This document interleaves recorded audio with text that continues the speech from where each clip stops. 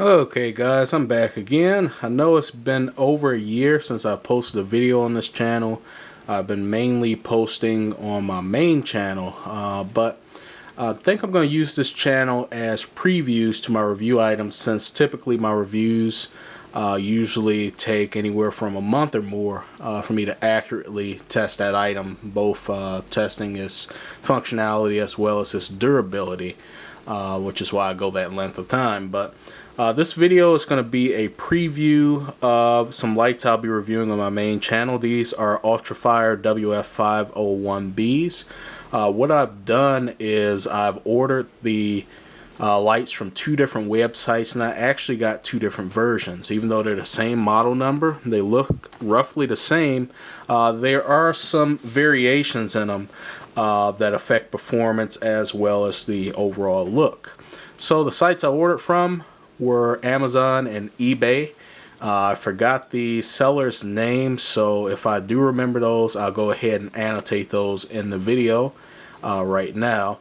But there are some subtle, well, not really subtle, there are some large differences in these lights, even though they're the same exact model number. Maybe you can see those immediately. The bottom light came from eBay. I paid roughly around $13 for each light, so they cost the same.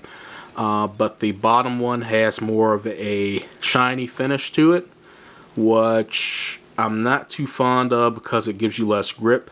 The top one came from Amazon, and that has more of a matte finish to it. I actually like the anodizing better on this one. Besides that, other external changes include different tail caps. They have the same feel roughly. The one from Amazon has a smooth finish, whereas the one from eBay has this more grippier finish. I actually like this one a little bit better. It feels better to actually press because it has more traction. Besides that, everything else is the same. They're both powered by the Cree XML T6. They both have smooth reflectors, and they both have glass lenses with an anti-reflective coating. Crenulated heads. Everything else is the same besides the differences that I posted.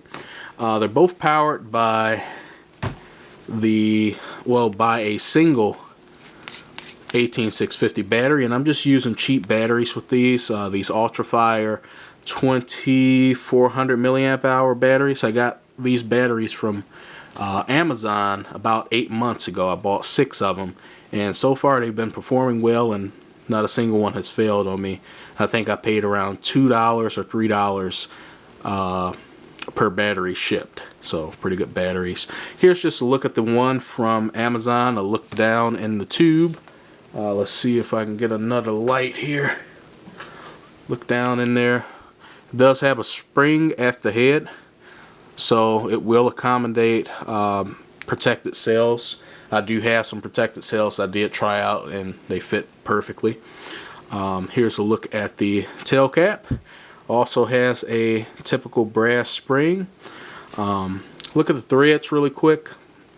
Has just a regular thread pattern, doesn't have square threads, but they are anodized, so you can slightly back out and get the light to not accidentally turn on.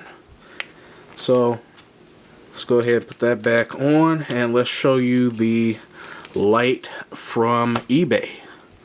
So let's take a look at that. Taking the tail section off here.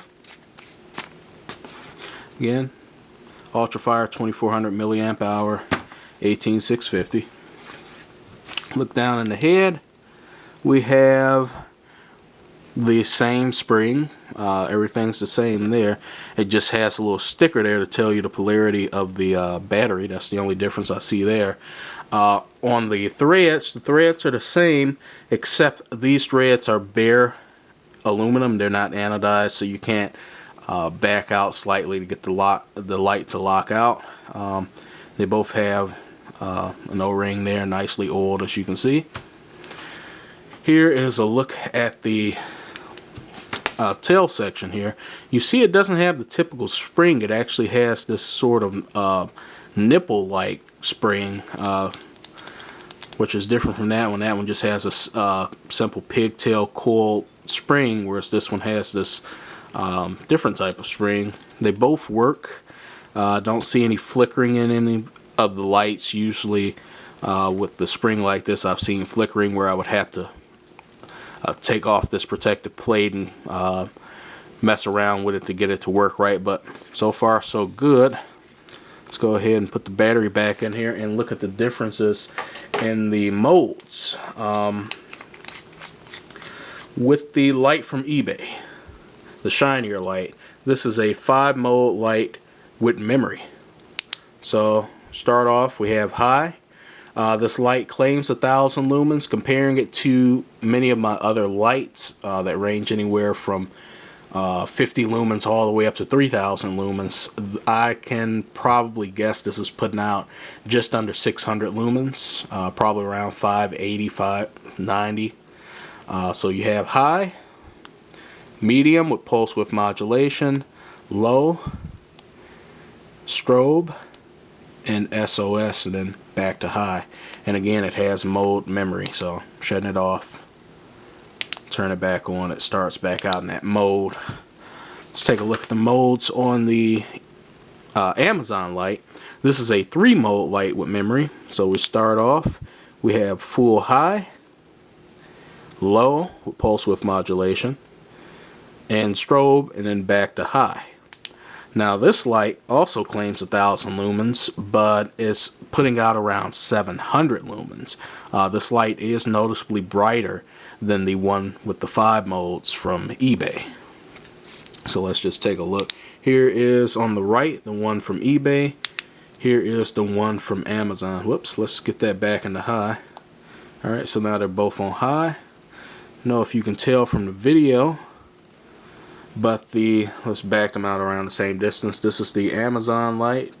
This is the eBay light. I don't think you can tell much on camera, but to my eye, the one to the left is brighter, and I wanted to find out why, so I went ahead and actually hooked these up to my multimeter, and the Amazon light is actually drawing more amps. So let's make sure they're both in high again. That's in high. That's in high. And I'm going to bring out my multimeter and show you the amperage that they're drawing. So let's go ahead and set it up for amps if I can without messing up my camera too bad. And let's prop this one up. And we'll test the eBay light first with the nipple type tail section there. So let's see how many amps this is drawing. Go ahead. And you see roughly a little bit over 1.5 amps at high. Around 600 milliamps. Medium. Around 120, I want to say roughly 130 on low. On strobe, fluctuates just under 1 amp, and SOS seems to do about 1.4 amps at the maximum. So let's compare that, and let's go ahead and do this, just checking the battery's voltage for consistency. This battery is currently, well, it should be fully charged. I only played around with it for a little bit, but this battery is currently putting out 3.99 volts after playing around with it a little bit. I'll go ahead and reuse that battery in the other light just for comparison to show that it's actually drawing more amps from the Amazon light. So here we go. Let's take the Amazon light. Let's go ahead, see what this battery is drawing.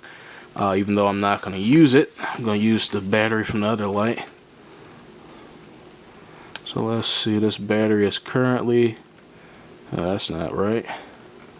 Let's get that on there good. This battery is currently at 4.03 volts, not much difference there. Not going to use that. I'm going to use the 3.99 volt battery. See what the amperage draw is.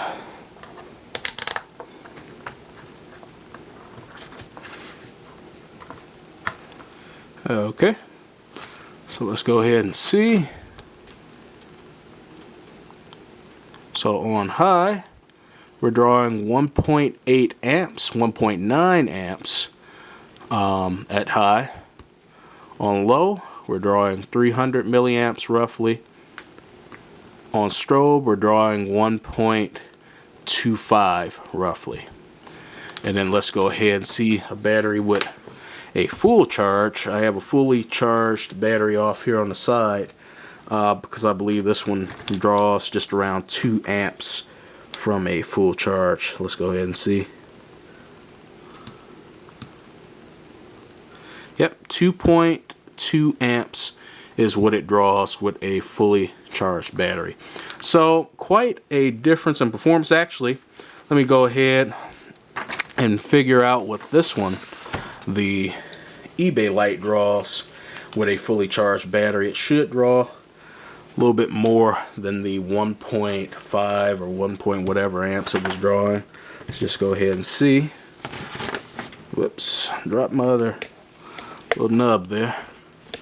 So this is the eBay light at full brightness. Let's see. Full brightness, it draws 1.56 amps. So big difference between the Amazon and the eBay light. If it were my preference, even though the eBay light has 5 modes, I would go ahead and get the 3-mode Amazon light, just because it's going to produce a lot more light, which is why I estimated it to produce around 700 lumens, whereas this one's doing just under or right around 600 lumens. So you can see from the difference in the amperage draw. So that's just a quick detailed look at the lights. You should expect a full review coming sometime soon. Whenever I do get around to posting that, you can go ahead and click the link in the annotation. I'll go ahead and include that. So as always, thanks again for watching. See you guys later. Peace.